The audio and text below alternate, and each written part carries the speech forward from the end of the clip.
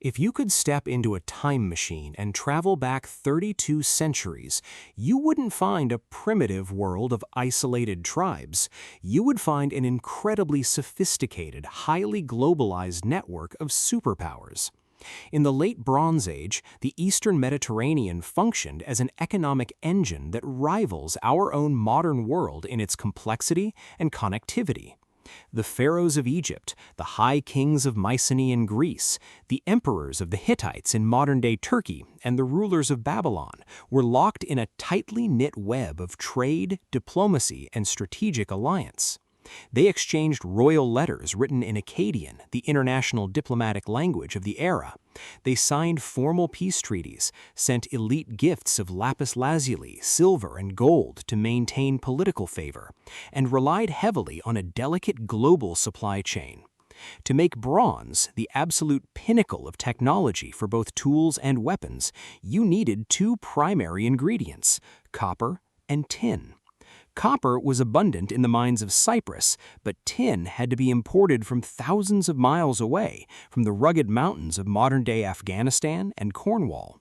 If the trade routes failed, the technology failed. Civilization was entirely interdependent, operating under the assumption that this golden age of architecture, literature, and international peace would last forever. And then, in the span of just a single generation, almost all of it collapsed into ash. Between roughly 1200 and 1150 BCE, the civilized world did not just enter a period of slow decline, it was violently, systematically erased. Across the entire Mediterranean basin, vibrant metropolitan centers were burned to the ground and never rebuilt. The massive stone citadels of Greece, like Mycenae and Tiryns, were abandoned to the elements. The wealthy coastal trading city of Ugarit in modern Syria was completely destroyed, its ruins left untouched for thousands of years. Even the mighty Hittite Empire, a superpower that had successfully fought Egypt to a standstill at the Battle of Kadesh, vanished from the historical record entirely. Its heavily fortified capital of Hattusa was put to the torch so intensely that the mud brick walls literally vitrified into glass from the extreme heat. When modern archaeologists excavate the layers of earth corresponding to this short period, they find a near-continuous horizon of destruction across thousands of miles. It remains the most complete, catastrophic collapse in the history of human civilization, far more sudden and devastating than the eventual fall of the Roman Empire.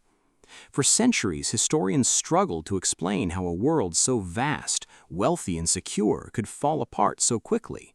But the ancient survivors left behind a clue, a recurring name written in terror across the clay tablets and temple walls that managed to survive the fires: the Sea Peoples.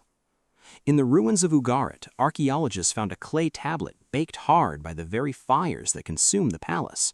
It was a letter from the young king Amurapi to the ruler of Cyprus, a desperate plea for assistance that reads like a scream across time. The text says, "My father, behold, the enemy's ships came here. My cities were burned, and they did evil things in my country. Does my father not know that all my troops and chariots are in the land of Hatti, and all my ships are in the land of Lycia? Thus the country is abandoned to itself." The letter was never sent. It was found still sitting in the kiln where it had been fired, left behind as the walls crumbled around it. To see the most vivid visual record of this nightmare, you have to look at the stone walls of Medinet Habu, the mortuary temple of Pharaoh Ramesses III in Upper Egypt. Carved deep into the sandstone are massive reliefs depicting a desperate, chaotic battle for the survival of Egypt itself. The inscriptions describe an unstoppable, mysterious force sweeping across the ancient world. The texts read, "The foreign countries made a conspiracy in their islands. All at once the lands were removed and scattered. No land could stand before their arms." The reliefs depict these invaders with striking clarity. They wear distinct feathered headdresses and horned helmets, carrying round shields and long, straight swords, sailing in ships with prows shaped like the heads of aggressive water birds. But here's what's fascinating about those Egyptian carvings. It changes the entire nature of the mystery. Mixed in among the depictions of warships and charging soldiers are images of heavy, solid-wheeled ox carts loaded with domestic possessions, women, and children.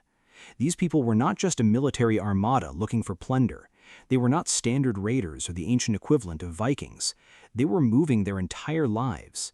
They were an entire population on the march, carrying everything they owned, desperately searching for a place to settle because their old homelands were no longer viable. For over a century, scholars have tried to dissect the Egyptian records to identify who these people actually were. The texts list several distinct tribes within this massive, chaotic confederation. There were the Peleset, who most historians now agree settled on the southern coast of the Levant and became the Philistines of biblical texts. There were the Sheridan, legendary warriors who wore horned helmets and were known to serve as elite mercenaries before turning against their employers. Their name likely lingers today on the island of Sardinia. There were the Shekelesh, potentially linked to Sicily, and the Denyen, whom some scholars connect to the Danewoi, the name Homer used to describe the Greeks who fought at Troy. But here's the part nobody talks about. Tracking the specific geography or DNA of these tribes misses the larger, more profound revelation that modern science has uncovered. The Sea Peoples were not an organized empire with a centralized command or a grand strategy to conquer the world.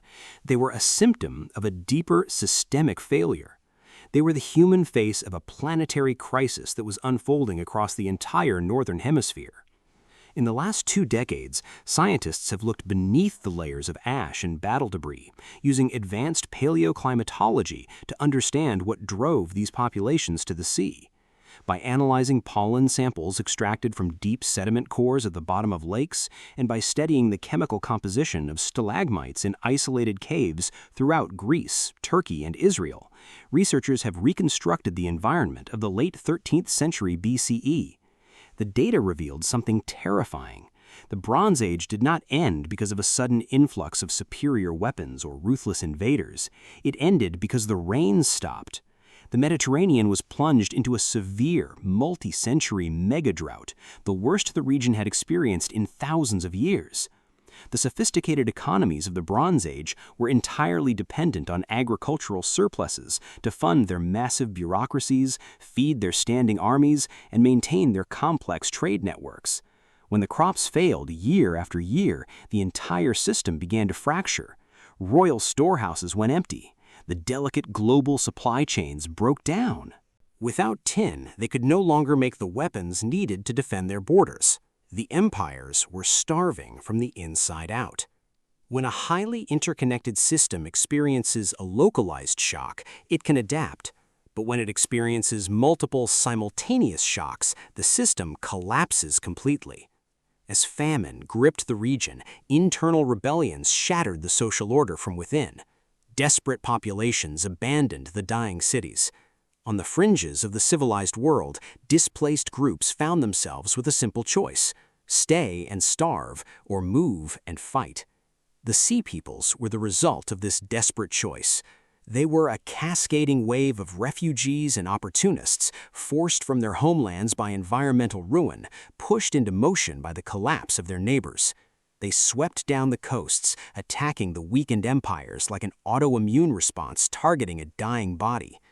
When the smoke finally cleared, the world entered a profound dark age that lasted for nearly 400 years. In Greece, literacy completely vanished. The linear B script was entirely forgotten, forcing future generations to reinvent writing from scratch centuries later. The complex trade networks vanished, and humanity was forced to adapt to a harsher, more isolated reality, giving rise to the Iron Age. We look back at the mysterious Sea Peoples as a distant historical riddle, an ancient catastrophe preserved only in faded ink and shattered stone.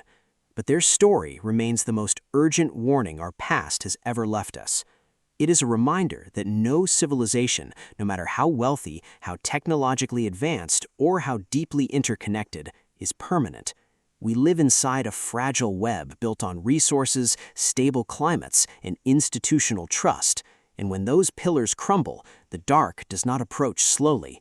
It falls all at once.